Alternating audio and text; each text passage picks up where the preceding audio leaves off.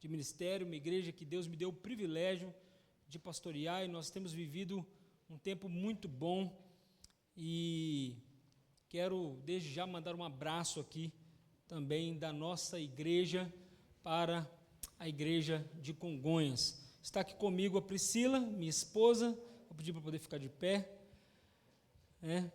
Priscila é a pessoa que Deus colocou na minha vida e que tem me ajudado e me auxiliado durante todos esses anos, e agradeço pela vida dela.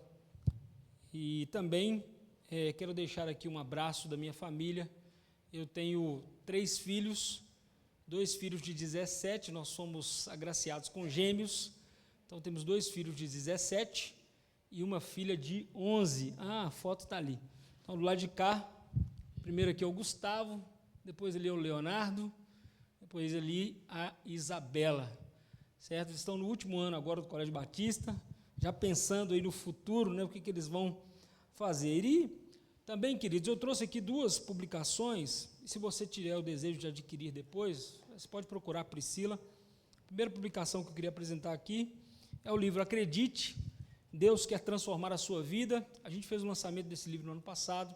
É um livro curto, simples, com teor um pouco evangelístico. Se você tiver o desejo de adquirir, tenho certeza que vai ser uma boa publicação aí para você ter. E este outro livro é o livro Crescer e Avançar, que nós lançamos na nossa igreja no ano passado, e todo o valor que nós estamos adquirindo desse livro, ele está sendo destinado à reforma dos nossos banheiros lá na nossa igreja.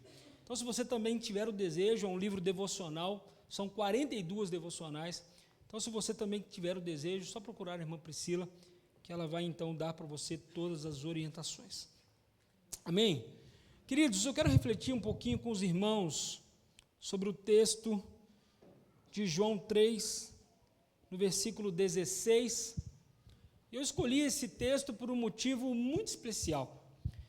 Nós estamos em campanha, de missões mundiais, e a maioria das igrejas batistas ainda está em campanha, e eu quis então trazer este texto para a gente poder refletir um pouco em João 3, versículo 16, que é um texto que muitos de nós sabemos de cor.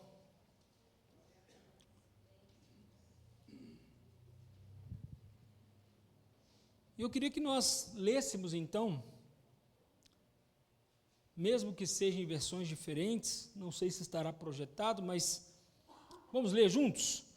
Porque Deus amou o mundo de tal maneira que deu seu Filho unigênito, para que todo aquele que nele crê não pereça, mas tenha a vida eterna. Vamos orar ao Senhor? Pai bendito, Pai querido, obrigado, Deus, pelo teu amor, pela tua bondade, pela tua graça, pela tua misericórdia sobre as nossas vidas, Deus. Muito obrigado, Deus, porque o Senhor faz em nós infinitamente mais do que pedimos e sonhamos. E louvamos e engrandecemos o teu santo nome, porque o Senhor está na direção de todas as coisas, Pai.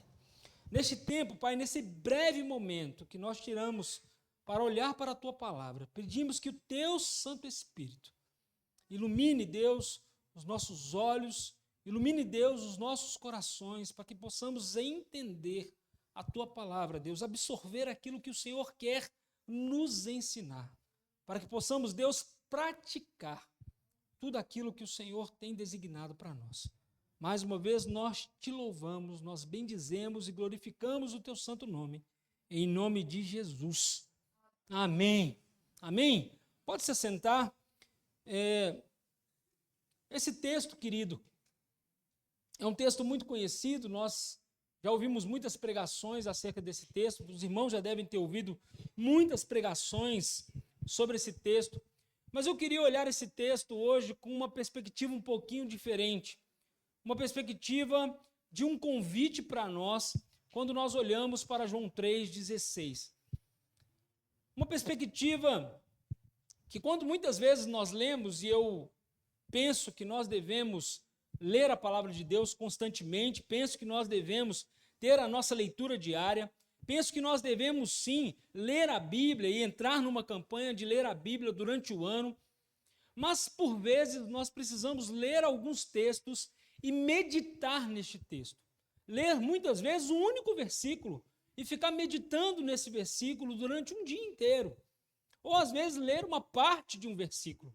Às vezes a gente lê a palavra de Deus de uma maneira tão corrida, né? Às vezes a gente lê a palavra de Deus de uma forma tão mecânica, mas a palavra de Deus nos instrui, né? Lá em Salmo 1, vai dizer que nós devemos meditar na palavra do Senhor. Meditar na lei do Senhor. Por isso eu queria que a gente meditasse um pouquinho, então, nesse texto. O texto de João, capítulo 3, os irmãos provavelmente sabem disso, ele está num contexto ali da conversa de Jesus com Nicodemos. Ele está nesse contexto. A gente sempre fala que todo texto, todo versículo que a gente aprende de cor, tem um contexto. E o contexto desse texto aqui é a conversa de Jesus com Nicodemos. Nicodemos procura Jesus à noite, ali talvez escondido e por vergonha, ou talvez por não querer se comprometer. Mas o fato é que Nicodemos, que é um mestre dos judeus ali, ele procura Jesus para conversar com Jesus.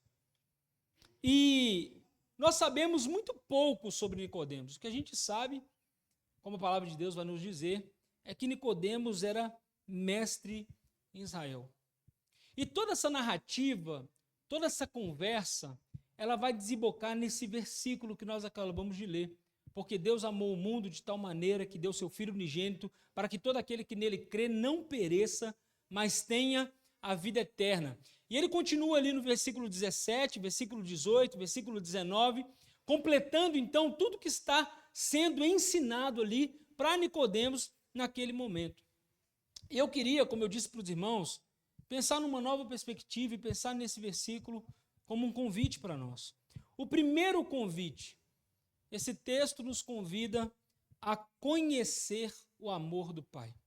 Não é isso que é o tema da campanha de missões? No amor do Pai. Vocês não decoraram ainda não? No amor do Pai, vamos completar a missão. Então vamos falar de novo?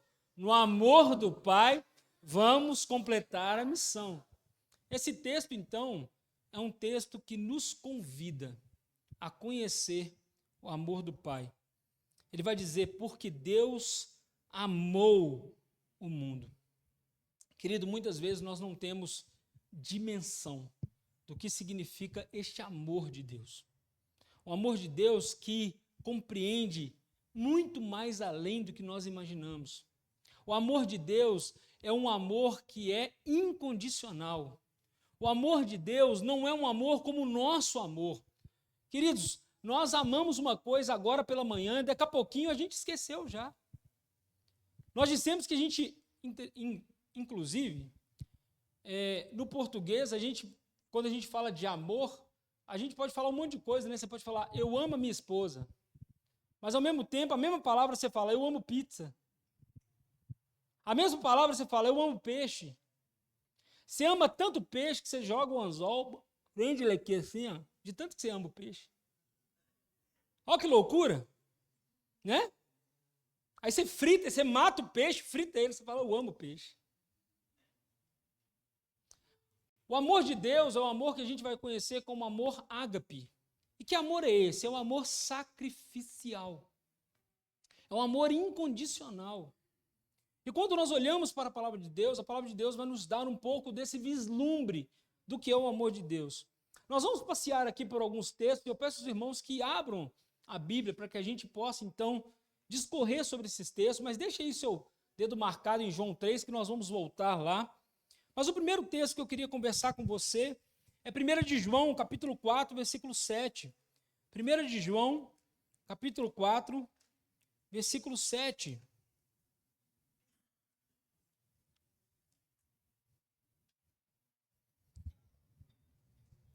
A partir do versículo 7, 1 de João 4, a partir do versículo 7, vai dizer, amados, amemos uns aos outros, porque o amor é de Deus, e todo aquele que ama é nascido de Deus e conhece a Deus. Aquele que não ama não conhece a Deus, porque Deus é amor. O amor de Deus para conosco manifestou-se no fato de Deus ter enviado o seu Filho unigênito ao mundo, para que vivamos por meio dele. Nisto está o amor. Não fomos nós que amamos a Deus, mas foi ele que nos amou, enviou o seu Filho como propiciação pelos nossos pecados. Amados, se Deus nos amou assim, nós também devemos amar uns aos outros. Ninguém jamais viu a Deus. Se amamos uns aos outros, Deus permanece em nós, e o seu amor é em nós aperfeiçoado. Assim sabemos que permanecemos nele e ele em nós, por ele nos haver dado o seu Espírito. E nós temos visto e testemunhado que o Pai enviou o seu Filho como Salvador do mundo. Todo aquele que confessa Jesus, que Jesus é o Filho de Deus, permanece nele e ele em Deus. E conhecemos o amor que Deus tem por nós e cremos nesse amor. Deus é amor. Quem permanece no amor permanece em Deus e Deus nele. Nisto o amor é aperfeiçoado em nós, para que tenhamos confiança no dia do juízo, pois assim como ele é, nós também somos neste mundo. No amor não há medo, pelo contrário, o perfeito amor elimina o medo, pois o medo implica castigo, e quem tem medo não está aperfeiçoado no amor. Nós amamos porque ele nos amou primeiro. Esse é o amor de Deus, querido. O amor que envia o seu próprio Filho para nos resgatar. Ainda em Efésios capítulo 3, no versículo 17.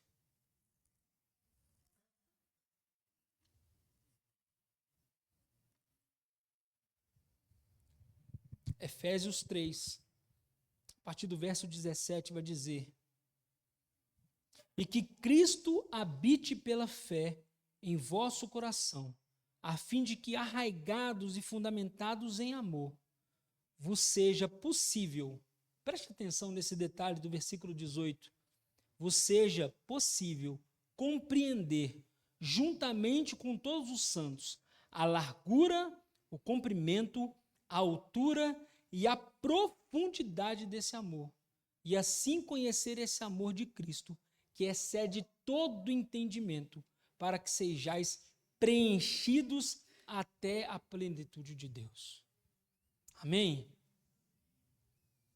Nós precisamos, queridos, entender e nos esforçarmos por entender parte desse amor de Deus. Claro que nós não vamos entender tudo, como o texto disse, excede todo entendimento, mas nós precisamos compreender parte deste amor de Deus sobre as nossas vidas.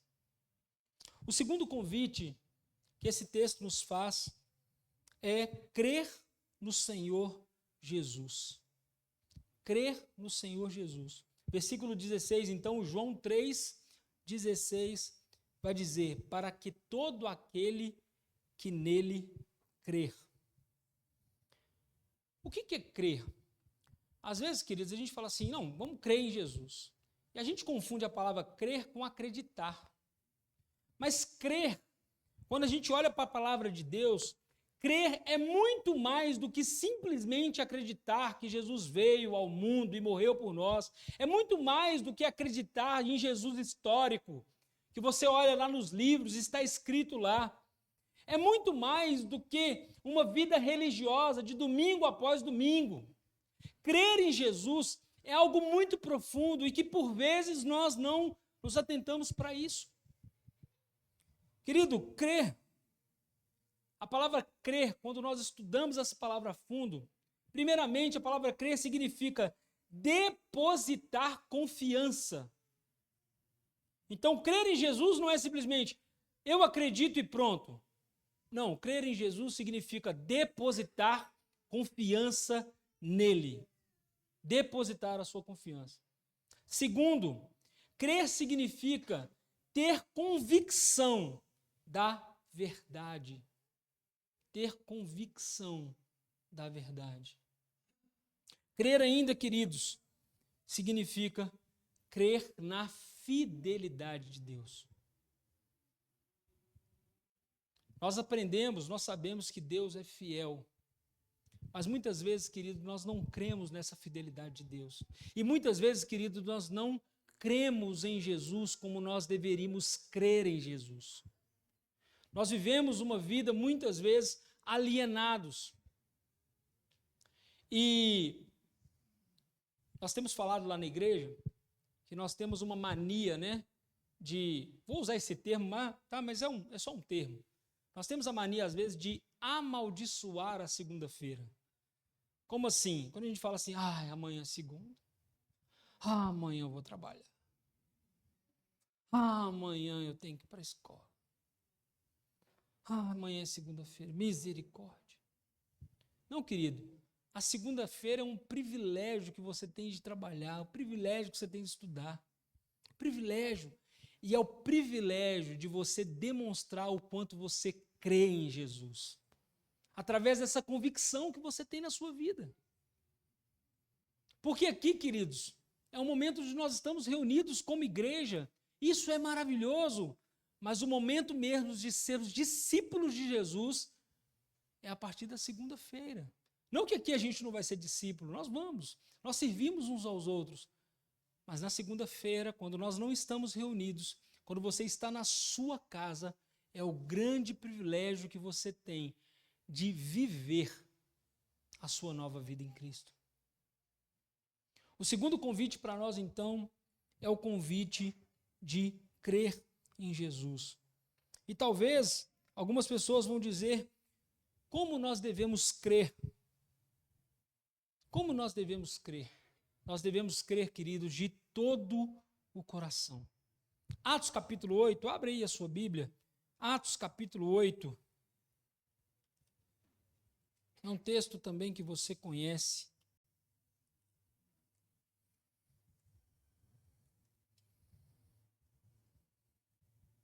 A partir do versículo 35.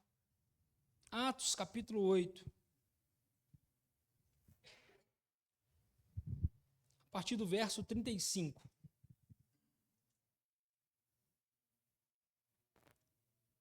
É o encontro ali de Filipe com o eunuco.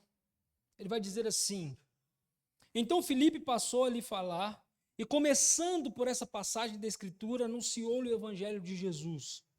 E prosseguindo, chegaram a um lugar onde havia água. O eunuco perguntou: aqui há água, o que me impede de ser batizado? Filipe disse: é permitido se crer de todo o coração. E aí ele vai responder. E ele respondeu: creio que Jesus é o Filho de Deus. Como é que nós devemos crer em Jesus? De todo o coração. Querido, quando a gente fala de todo o coração, é 100%. Não é em crer em Jesus 99%. Não é crer em Jesus 70%. Não, eu creio só no domingo. Mas a partir da segunda-feira eu não creio em Jesus mais. Eu creio em Jesus só no domingo. Eu falo de Jesus só no domingo. Eu canto para o Senhor só no domingo. Mas a partir da segunda-feira eu não tenho mais esse contato com o Senhor. É de todo o coração, com toda a nossa alma, com todo o nosso entendimento. Não é 99%, é 100%. É de todo o coração. Ou ainda, em Romanos capítulo 10, versículo 9.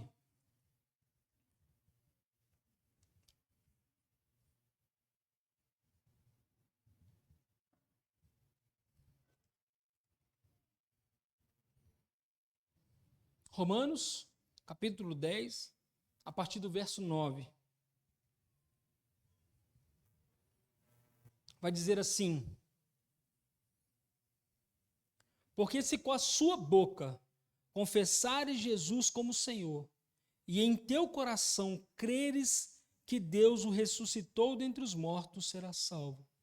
Pois com o coração é que se crê para a justiça, com a boca se faz confissão para a salvação. Porque a Escritura diz: todo que nele crê nunca será envergonhado. pois não há distinção entre judeu e grego, porque o mesmo Senhor é Senhor de todos, rico para com todos os que o invocam. Porque todo aquele que invocar o nome do Senhor será salvo. Todo aquele que invocar o nome do Senhor será salvo. Nós precisamos crer no Senhor de todo o nosso coração. O terceiro convite, querido. Então, o primeiro convite é para conhecer o amor de Deus. O segundo convite é para crer em Jesus. E o terceiro convite é para desfrutar de uma nova vida em Cristo. Deus está nos convidando, Cristo está nos convidando para desfrutar uma nova vida. João 3,16 no final vai dizer: não pereça, mas para que tenha a vida eterna. Querido, a nova vida em Cristo, ela começa quando nós nascemos de novo. A nova vida em Cristo começa quando nós nascemos de novo. Talvez não seja o seu caso, mas muitos crentes, infelizmente, muitos crentes estão esperando desfrutar a nova vida com Cristo no céu. Quando eu morrer e estiver lá no céu, eu vou desfrutar de todas as bênçãos de Deus. Mas não, querido. Deus está nos chamando agora. A palavra de Deus vai dizer: eu vim para que vocês tenham vida e a tenham em abundância. A nossa nova vida em Cristo começa a partir do momento que nós nascemos de novo. E aquele que crê em Jesus de todo o seu coração, aquele que deposita a sua confiança em Deus, aquele que tem convicção de quem Cristo é aquele que nasceu de novo. E aí, querido, eu queria destacar algumas coisas aqui importantes. Em João, capítulo 3, João capítulo 3, no verso 3, então João 3, vai dizer assim: Jesus lhe respondeu: em verdade te digo que ninguém pode ver o reino de Deus se não nascer de novo. Primeiro, quem crê em Jesus, quem nasce de novo, vê o reino de Deus. Quem nasce de novo, vê o reino de Deus. Versículo 5 vai dizer assim: Jesus respondeu: em verdade te digo, se alguém não nascer da água e do Espírito, não pode entrar no reino de Deus. Então, quem nasce de novo vê o reino de Deus, mas quem nasce de novo entra no reino de Deus. Mas ainda, querido, quem nasce de novo herda o reino de Deus. Pastor, onde é que isso está escrito? 1 Coríntios, capítulo 6. 1 Coríntios, capítulo 6.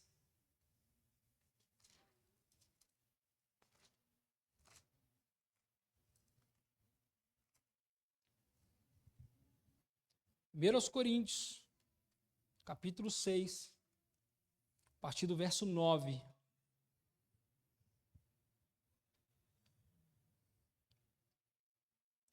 Coríntios 6, 9. Não sabeis que os injustos não herdarão o reino de Deus? Não vos enganeis, nem os imorais, nem os idólatras, nem os adúlteros, nem os que submetem a práticas homossexuais, nem os que as procuram, nem ladrões, nem avarentos, nem bêbados, nem caluniadores, nem os que cometem fraudes herdarão o reino de Deus. Querido, por isso que a gente fala que crer em Jesus é viver uma nova vida. Quem não nasce de novo não vê o reino de Deus. Quem não nasce de novo não entra no reino de Deus. Quem não nasce de novo não herda o reino de Deus. E quem nasce de novo, querido, pratica a verdade. João 3, versículo... Ou ainda, quem nasce de novo vive pelo Espírito de Deus. Versículo 8. João 3, versículo 8 vai dizer: o vento sopra onde quer e ouves o seu som, mas não sabe de onde ele vem, nem para onde vai. Assim é todo que é nascido do Espírito. Quem nasce de novo vive pelo Espírito de Deus. E quem nasce de novo, querido, pratica a verdade. Quem nasce de novo vive na luz.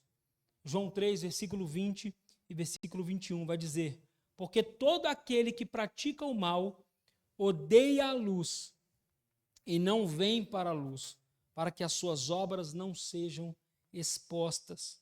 Mas quem pratica a verdade vem para a luz, a fim de que se manifeste que as suas obras são feitas em Deus.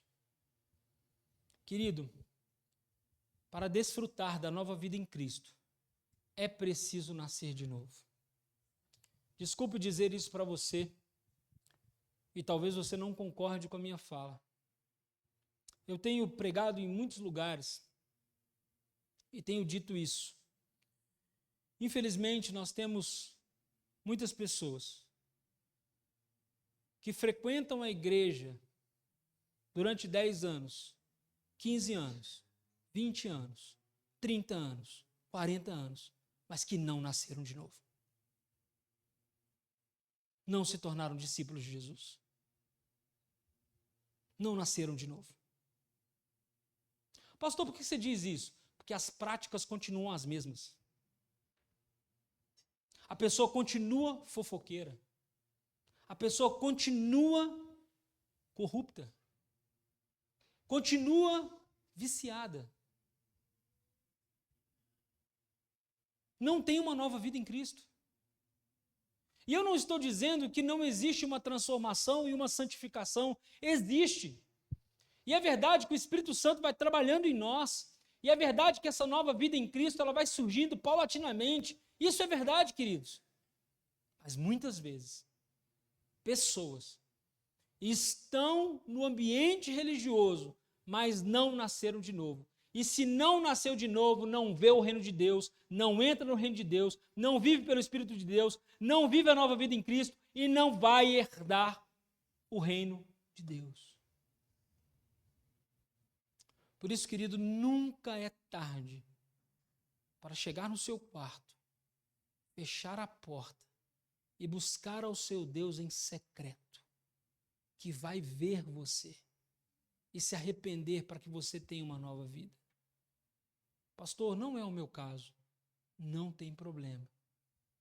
Mas talvez você conhece alguém nessa situação.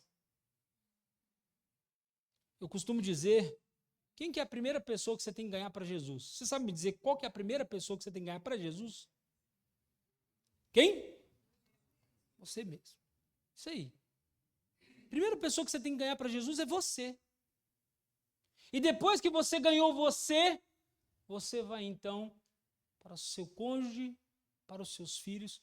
Às vezes a gente tem essas campanhas de missões e elas são importantíssimas. Mas às vezes a gente acha que missões é só do outro lado do mundo. Missão está na tua casa, queridão. Missão está na sua casa. Missão está no seu trabalho. Missão está do outro lado da rua. Missão está na padaria. Missão é 24 horas. Missão é a vida de todo crente. Nós precisamos ganhar a nós mesmos para Cristo. E depois irradiar em toda a nossa vida e toda a nossa existência. Querido, esse é o convite para nós. Conhecer o amor de Deus.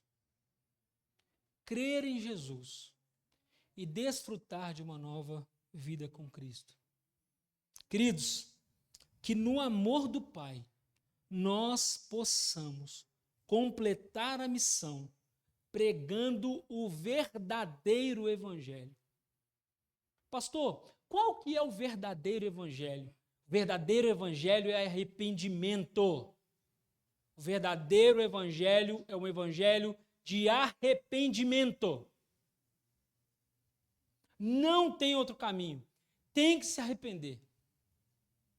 Tem que se arrepender das práticas pecaminosas e entregar e submeter a nossa vida.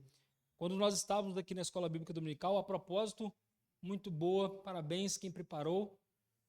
Mas quando nós estávamos aqui, uma irmã, eu não sei quem é, ela levantou e disse: eu tenho aprendido que o culto se estende para fora do templo. Aqui é o nosso culto coletivo, vamos chamar assim. Mas você foi chamado para viver em culto, viver em adoração, 24 horas. Você foi chamado para viver em adoração, viver em submissão ao Senhor. Esse é, querido, o verdadeiro evangelho.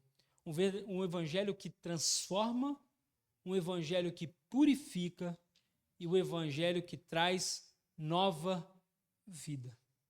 Amém? Quero convidar você a ficar de pé. Vamos orar ao Senhor antes de nós passarmos para o período da celebração da ceia.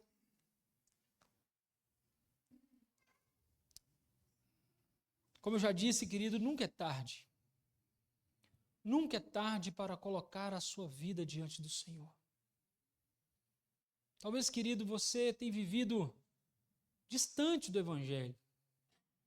Talvez você deixou que a religiosidade tomasse conta do seu coração. Talvez, durante alguns anos, você está de uma forma mecânica, louvando a Deus. Mas Deus está chamando você para andar com Ele em novidade de vida. Uma vida que é cercada de paz, de alegria, de amor, de longanimidade, de benignidade, de bondade, de mansidão, de domínio próprio. Coloque a sua vida diante do Senhor agora. Não deixe nada tomar a sua atenção. Se você entende que você precisa fazer um novo compromisso com o Senhor, faça isso agora. Se existe algum pecado que Deus está trazendo ao seu coração agora, confesse ao Senhor, peça perdão. Nunca é tarde, querido. Comece a desfrutar essa nova vida em Cristo. Se você está aqui nos visitando agora, e você ainda não entregou a sua vida a Jesus, você pode fazer isto. Você não precisa levantar a sua mão, você não precisa vir à frente, mas você pode procurar, você pode nos procurar, dizer: eu quero caminhar com Jesus a partir de agora.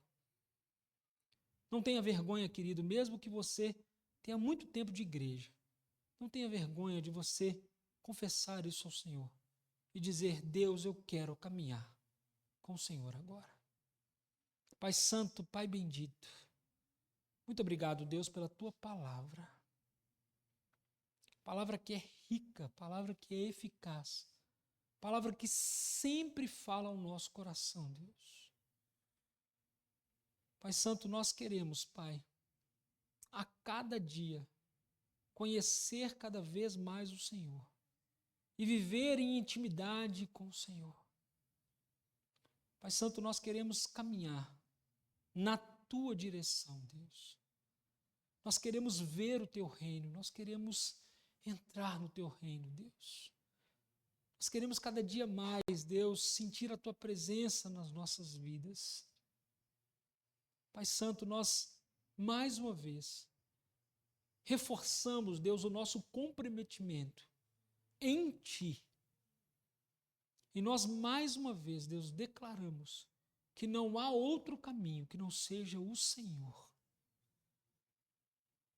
Pai Santo, ministre sobre nós a cada dia, em nome de Jesus. Amém? Você pode se sentar um minuto? Quero chamar os irmãos que estão designados agora